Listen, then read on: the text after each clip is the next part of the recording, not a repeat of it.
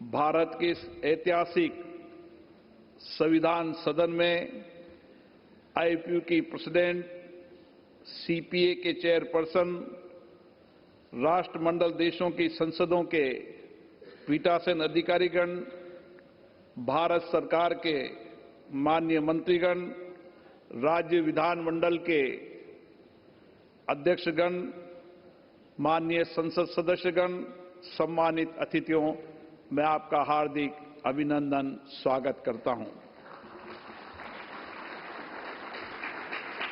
इस गरिमामय अवसर पर भारत के प्रधानमंत्री माननीय नरेंद्र मोदी जी की उपस्थिति हम सबके लिए विशेष गौरव का विषय है। आपके दूरदर्शी नेतृत्व में लाए जा रहे नए रिफॉर्म के कारण भारत विश्व की सबसे तेजी से बढ़ती हुई अर्थव्यवस्था बन रहा है। आपका नेतृत्व वैश्विक चुनौतियों का निर्णायक समाधान दे रहा है और आपके नेतृत्व के लिए दुनिया आपकी ओर देख रही है। दुनिया के सबसे बड़े लोकतंत्र, मदर ऑफ डेमोक्रेसी कहे जाने वाले भारत में लोकतांत्रिक संवाद, सहयोग और साझा मूल्यों को सुदृढ़ करने के उद्देश्य से आज हम यहाँ एकत्र हुए हैं, जहां हम संसदीय लोकतंत्र की सर्वोत्तम प्रथाओं, नई पहलों और अनुभव को साझा करेंगे। हमारी संसद की 7 दशकों से अधिक यात्रा में हमने जन केंद्रित नीतियों और कल्याणकारी कानूनों के निर्माण से लोकतंत्र को सशक्त किया है तथा हमारी निष्पक्ष निर्वाचन पद्धति ने भारत के प्रत्येक नागरिक की लोकतंत्र में भागीदारी सुनिश्चित की है। इससे लोकतंत्र के प्रति लोगों की आस्था बढ़ी है। संसद और सरकार के साझे प्रयासों से हमने कई अनावश्यक कानूनों को हटाया है, नए कल्याणकारी कानून बनाए, जनता की अपेक्षाओं के अनुसार नीतियां बनाई है। इसका परिणाम है कि आज हम विकसित और आत्मनिर्भर राष्ट्र के निर्माण के लक्ष्य की ओर मजबूती से बढ़ रहे हैं। माननीय प्रतिनिधिगण, राष्ट्रमंडल देशों के इस संसदीय परिवार में विभिन्न देशों के पीठासीन अधिकारियों को वैश्विक महत्व के वर्तमान मुद्दों पर एक साथ लाने की क्षमता है। आज विश्व अभूतपूर्व तकनीकी परिवर्तन के दौर से गुजर रहा है। एआई और सोशल मीडिया ने लोकतांत्रिक संस्थाओं की दक्षता और कार्यकुशलता को बढ़ाया है, लेकिन इनके दुरुपयोग से गलत सूचना, साइबर अपराध और सामाजिक विभाजन जैसी गंभीर चुनौतियां भी हमारे सामने है। यह हमारा सामूहिक दायित्व है कि हम इन चुनौतियों पर गंभीरता से विचार कर उसका उचित समाधान निकालें। इथिकल एआई और प्रामाणिक और जवाबदेही सोशल मीडिया आज की आवश्यकता है। मुझे आशा है इस सम्मेलन में हम महत्वपूर्ण वैश्विक मुद्दे पर गहन चर्चा करेंगे और ठोस नीतिगत निर्णय भी लिए जाएंगे ताकि लोकतांत्रिक संस्थाओं में एआई और सोशल मीडिया के आदर्श उपयोग की कार्य योजना तैयार कर सकें।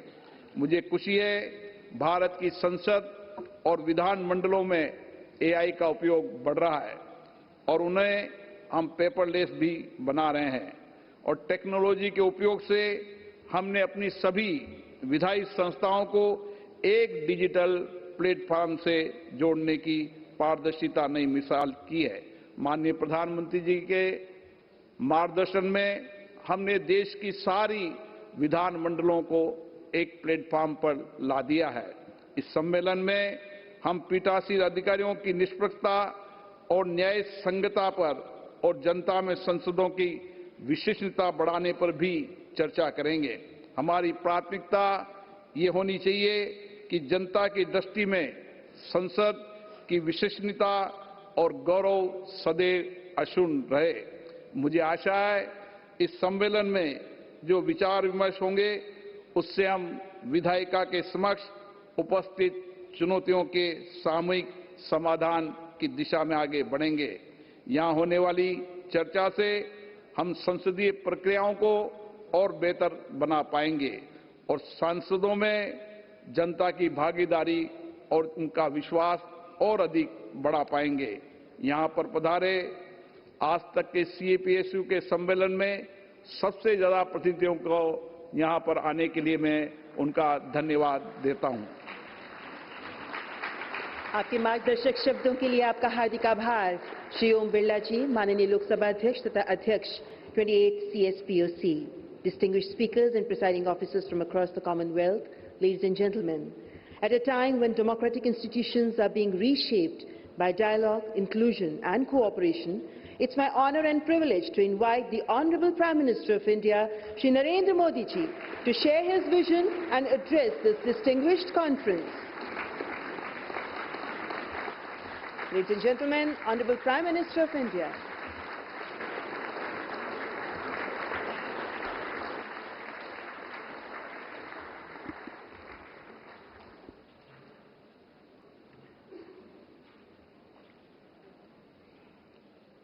लोकसभा के अध्यक्ष श्रीमान ओम बिरला जी, राज्यसभा के उपसभापति Harivansh ji, inter parliamentary union की अध्यक्ष तुलिया एक्शन जी, कॉमनवेल्थ पार्लियामेंट एसोसिएशन के अध्यक्ष क्रिस्टोफर कलीला जी, कॉमनवेल्थ कंट्रीज से आए स्पीकर्स, प्रिसाइडिंग ऑफिसर्स, अन्य डेलीगेट्स, देवी और सज्जनों, friends, in a parliamentary democracy, your role is that of the speaker. Interestingly, the speaker does not get to speak much.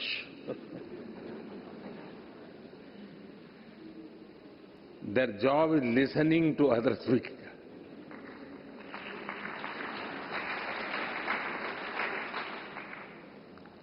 And ensuring everybody gets a chance. One common thing about speakers is their patience.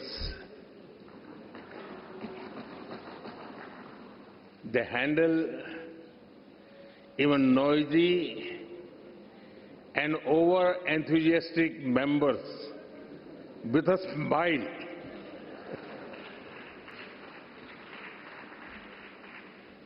Friends, on this special occasion, I warmly welcome you. We are honored to have you with us today. Friends, जिस स्थान पर आप सभी बैठे हैं, वो भारत की democratic journey का बहुत ही महत्वपूर्ण स्थान है।